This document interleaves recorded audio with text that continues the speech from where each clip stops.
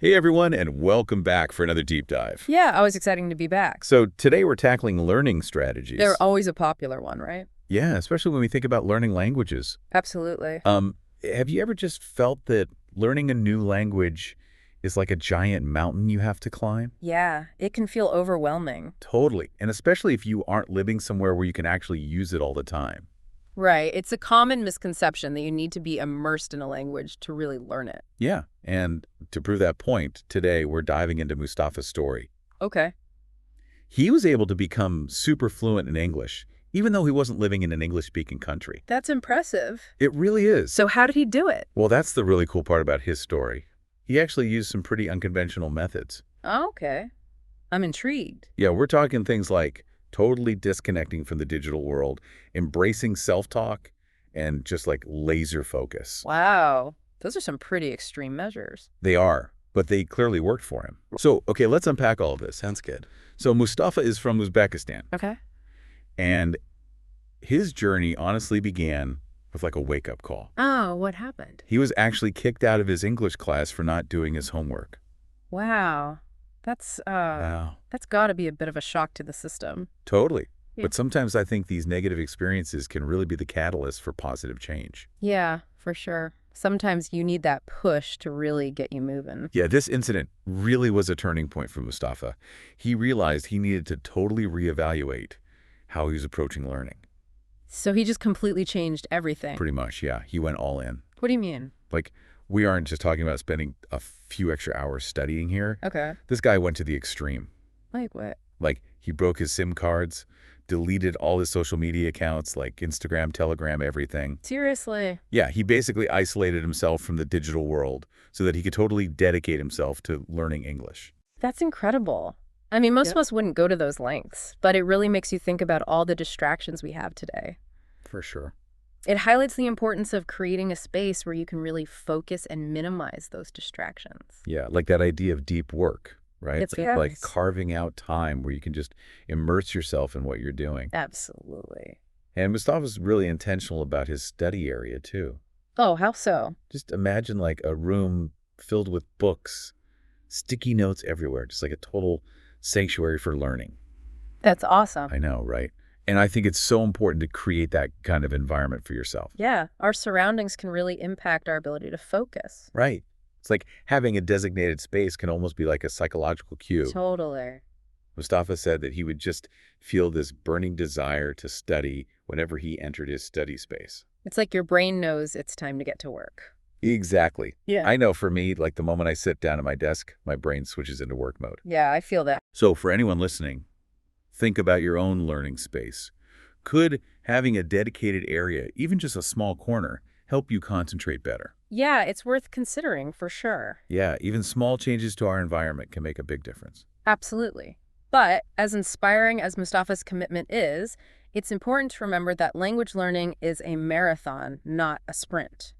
Right, you can't expect to become fluent overnight. Exactly. And Mustafa himself emphasized the importance of patience and making gradual progress. He had this great analogy of a line graph. Oh, how's that? So you imagine like you're putting in the work, but at first it seems like nothing's happening. Like the line on the graph just stays flat. Okay. But then boom, all that effort starts to pay off and you suddenly see the surge in your abilities. That's a great way to think about it. It's the compounding effect, right? Exactly. Those small, consistent efforts add up over time. Yeah, it's a good reminder that patience and persistence are key for anything you want to achieve. Absolutely, not just language learning. Right, it's about trusting the process and celebrating those small steps forward. For sure. Okay, but let's face it, learning a new language can be scary, especially when it comes to actually speaking out loud. Totally. I think we've all been there. Right, but Mustafa had this kind of unique, and some might even say amusing method for overcoming that fear.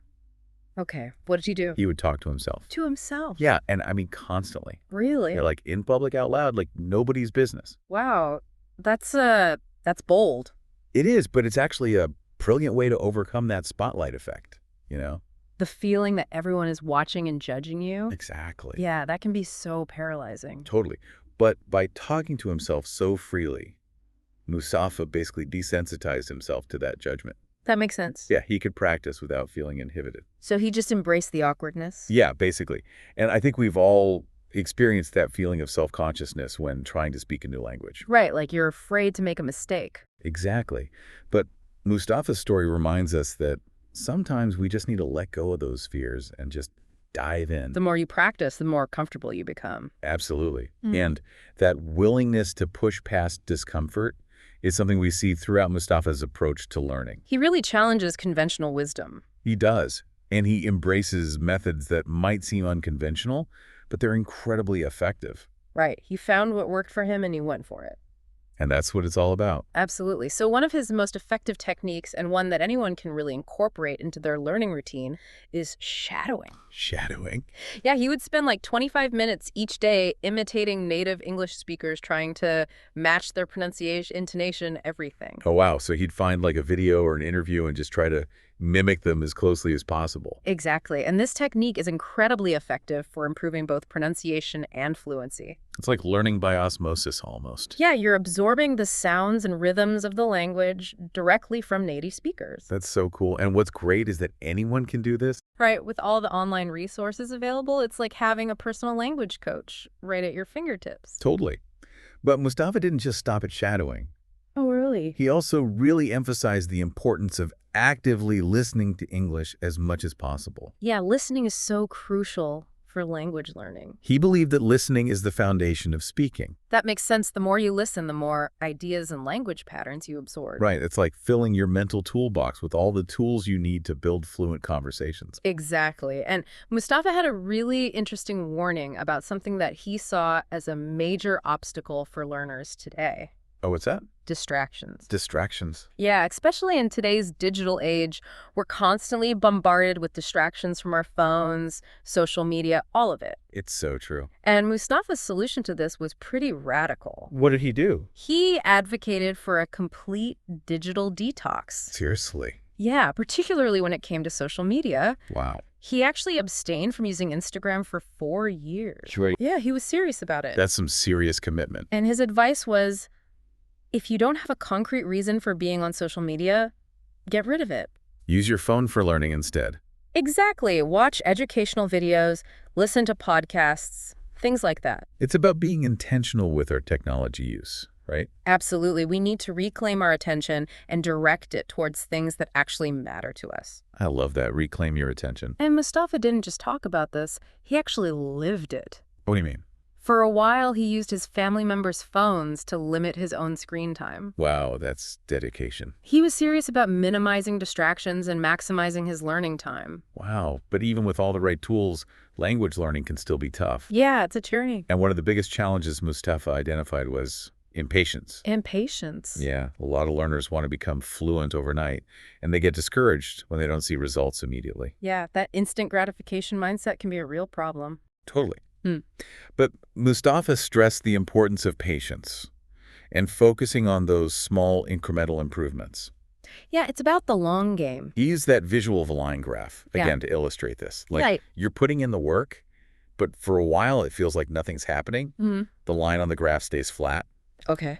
but then, boom, Boom. What? all that effort starts to pay off, Yeah. and you see this sudden jump in your abilities. It's like a breakthrough moment. Exactly. And it's a good reminder that learning isn't always linear. Yeah, there are going to be periods of slow progress followed by these bursts of growth. It's like planting a seed. You nurture it, you water it, but for a while there's nothing to see above the ground. Okay. But then suddenly a sprout emerges, and you realize that all that growth was happening beneath the surface all along. That's a beautiful analogy. It's about trusting the process and having faith that consistent effort will eventually lead to results. Even when you can't see those results yet. Exactly. So we've talked about creating a dedicated learning space, minimizing distractions, embracing patience, and even talking to yourself.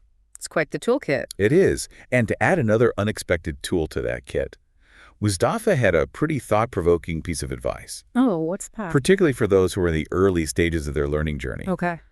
He suggested that learners who aren't yet financially and emotionally stable might want to consider putting romantic relationships on hold. Wow. Okay. That's a bold statement. It is, right? Is he saying that love is a distraction from learning a language? Well, not necessarily. His point was that relationships, while fulfilling, can also be demanding, Sure. both emotionally and in terms of time. And Yeah. that can be distracting, especially when you're trying to focus on personal growth and a challenging goal like mastering a new language. It's an interesting perspective for Yeah. sure. It makes you think about what we prioritize and how we spend our time and energy. Absolutely. Mm. And speaking of prioritizing, Mustafa also talked about the importance of mindset and the need to overcome negative self-talk. Hmm. You know, that feeling of being judged when you speak, especially in a new language. Oh, yeah, totally. It's like that spotlight effect. Right, that fear of making mistakes and sounding foolish. It can be so paralyzing. Totally. And Mustafa's solution to this was actually quite simple.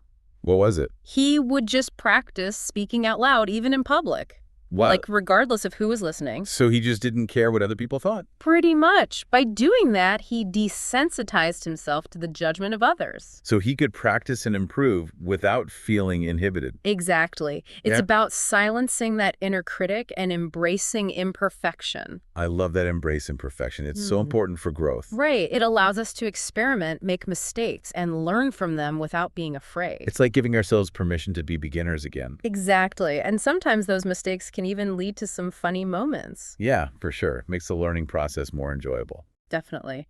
So we've learned a lot from Mustafa's unconventional approach to language learning. So much, right? From digital minimalism to talking to himself in public. He really pushed the boundaries. He did. And he proved that dedication, focus, and a willingness to step outside your comfort zone can lead to incredible results. His story shows us that there's no one-size-fits-all approach to learning. It's about finding what works for you and sticking with it, Absolutely. Experiment, try different things, and be persistent. even when progress seems slow. Exactly. So for everyone listening, what resonated with you the most from Mustafa's story? Yeah, what's one thing you can take away and apply to your own learning journey? Whether it's a language, a musical instrument, or any skill you're passionate about, What changes can you make to minimize distractions to create a more focused environment. and to embrace that power of consistent effort? Even if it's just small steps each day, Remember, learning is a marathon, not a sprint. celebrate those small victories. And never stop learning. Until next time, happy learning, everyone. See ya.